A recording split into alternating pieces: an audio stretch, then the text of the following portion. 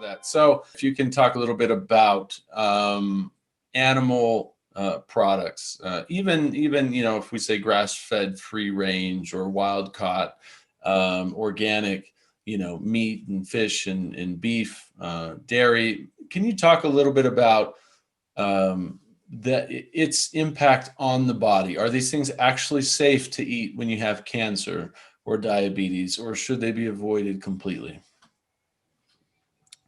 Well, one of the most striking findings of the last decade in nutritional research is that more plant protein in the diet and less animal protein leads to longer lifespan. It's the most critical factor of human nutrition in the last decade.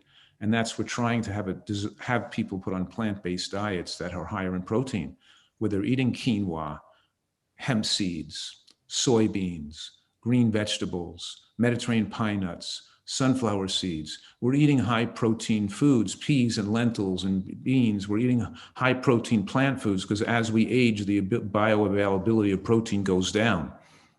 The bad rap these vegetarian diets got was people eating low protein vegetarian diets with mostly pasta and potato and fruitarian and macrobiotic diets on rice.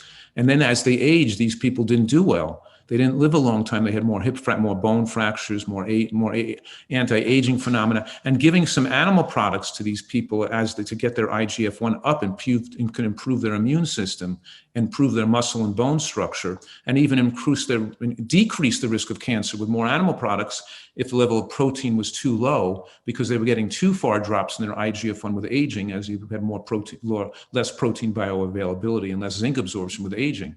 However, that's not as effective as getting a diet that's more plant protein adequate, where you're not just living on rice and potato and fruit, but because a lot of these studies are done on the British vegans, and the British vegans, live on toast and bread and a lot of processed foods, and they're not like health nut vegans. They're more like, ethical vegans. In any case, the point is that we know that protein does matter, and it does matter on a plant-based diet to pay attention to high protein foods like greens and beans and nuts. And also a lot of these diets, they're very important to eat nuts and seeds as a source of giving you a more complete protein with the greens and the beans to complete the protein effect. And then a person can safely come down on animal products and maintain it long-term and maintain it into the later years. But the question you asked about how much animal products is safe or unsafe, very difficult to answer. My looking at this question with lots of studies seem to indicate that the American diet is about 30% of calories from animal products. And in that range of animal product consumption or higher, everybody gets cancer or heart attack or disease. The genetics doesn't play that much of a role because everybody gets sick. In the range, if we look at a lot of the blue zones where they have 10%, we don't see much of these chronic diseases, but you still get some. Below 5% of animal product consumption, it's more rare, and you start to see more predictable disease reversal of heart disease.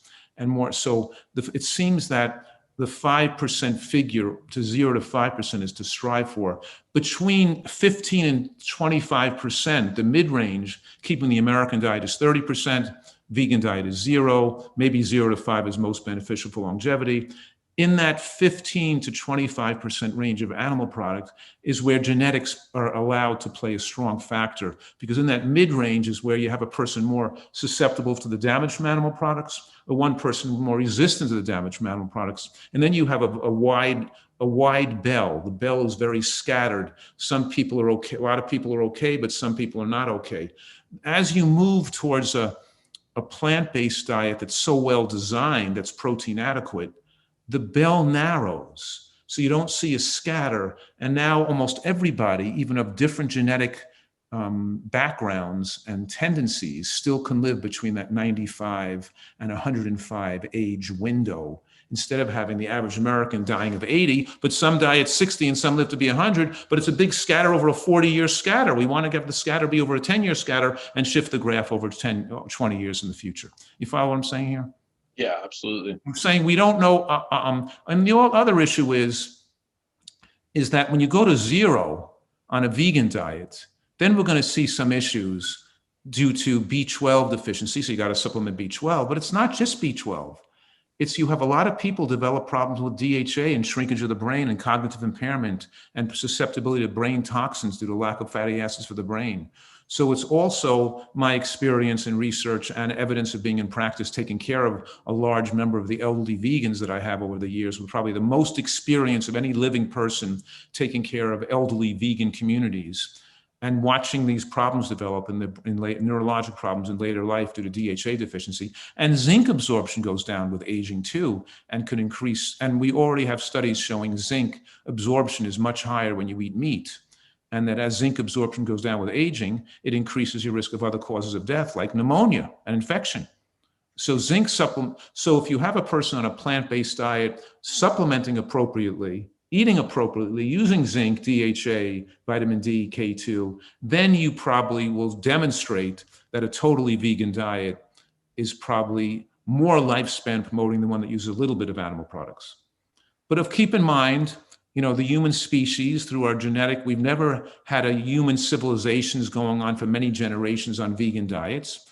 Primitive humans always ate some salamanders and worms, snakes, rabbits, frogs, small fishes, and things like that, small omega-3 containing animals. We didn't particularly eat a lot of buffalo and wildebeest and giraffes on the African plain, but we ate a lot of small animals as a small part of the human diet, as a small part to get those nutrients in. So we have to with wisdom and not the arrogance of thinking that we know everything. We're being a little cautious here and making sure that we're having access to those nutrients that we would get if we had a small amount of animal product in the diet.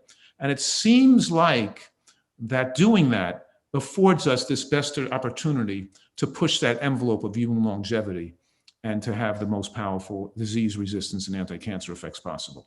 We hope you enjoyed this short excerpt from the Health and Healing Club. This entire interview is available inside the Health and Healing Club, which you can try for a free 7-day trial at healthandhealingclub.com.